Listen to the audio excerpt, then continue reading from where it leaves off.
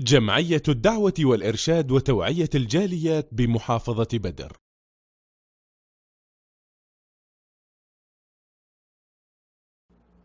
আসসালামু আলাইকুম ওরহমতুল্লাহি আবরাকাতু। সুপ্রিয় মুসলিম বন্ধুগণ, পূর্বে একটি আলোচনা করেছিলাম সমালোচনাকারী সমাজের খারাপ মানুষ। আজকের আলোচ্য বিষয় আত্মসমালোচনাকারী সমাজের ভালো মানুষ, শ্রেষ্ঠ মানুষ। কারণ আত্মসমালোচনাকারী যে নিজের ভুল ত্রুটি বুঝতে পারে এবং ভুল ত্রুটি বুঝে নিজেকে সংশোধন করে সমাজে শ্রেষ্ঠ ব্যক্তি হিসাবে নিজেকে পরিচিত লাভ করে এবং তার আদর্শ দেখে মানুষ চলাফেরা করে, এতে সমাজ সুন্দর এবং শৃঙ্খলা বজায় থাকে, পরস্পর বন্ধুত্ব সৃষ্টি হয়, মানুষ সকলে এক প্ল্যাটফর্মে দাঁড়ায়। আত্মসমালোচনাকারী ইসলামের বিশেষ এর গুরুত্ব রয়েছে। বিশ্বনবী সাল্লাল্লাহু আলাইহি সাল্লামের সাহাবীগণ সারাদিন যা কিছু করতেন, শয়ন করার পূর্বে আত্মসমালোচনা করতেন। নিজে কি করেছেন এটি ভাবতেন।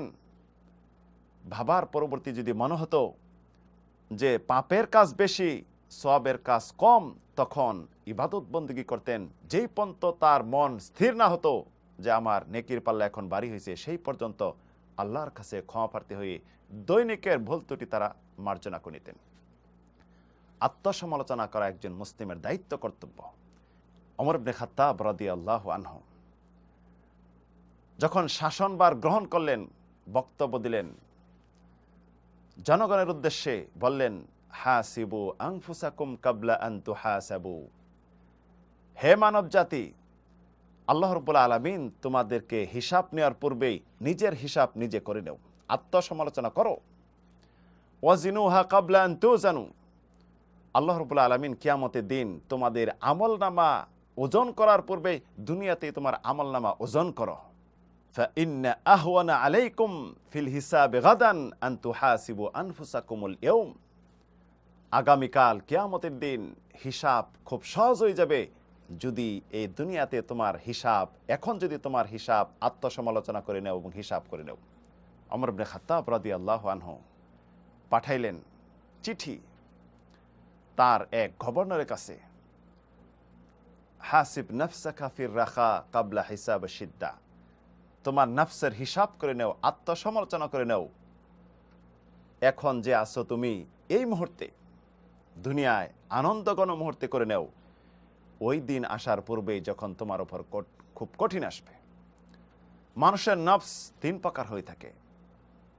নফস, আত্মা একটি রয়েছে মানুষকে অমঙ্গলের দিকে নির্দেশ করে, অকল্যাণের দিকে নির্দেশ করে, পাপের দিকে নির্দেশ করে। তোমার মন চায় যাই করো, করতে থাকো।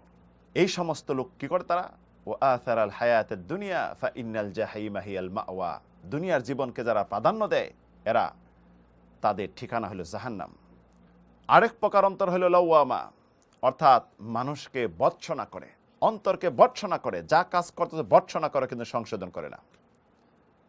তৃতীয় প্রকার যেটি হলো নফসুল মুতমাইন্না, প্রশান্তময় হৃদয়, অন্তর, মন, যেটি বিপদ আপদে বালা মুসিবতে আল্লাহর প্রতি সন্তুষ্ট থাকে। আল্লাহ রাব্বুল আলামিন যা তার জন্য নির্ধারণ করেছেন এর উপর সে সন্তুষ্ট। এই সমস্ত লোকদেরকে আল্লাহ রাব্বুল আলামিন কিয়ামতে ডাকবেন, ইয়া আইয়ুহান নাফসুল মুতমাইন্না ইরজি ইলা রাব্বিকি রাদিয়াতাম মারদিয়া ফাদখুলি ফি ইবাদি ওয়াদখুলি জান্নাতি। হে প্রশান্ত হৃদয়, তুমি ফিরে আসো আল্লাহ সন্তুষ্টির দিকে এবং জান্নাতে প্রবেশ করো, আহ্বান করা হবে। তাই একজন মুসলিমের উচিত আত্মসমালোচনা করা।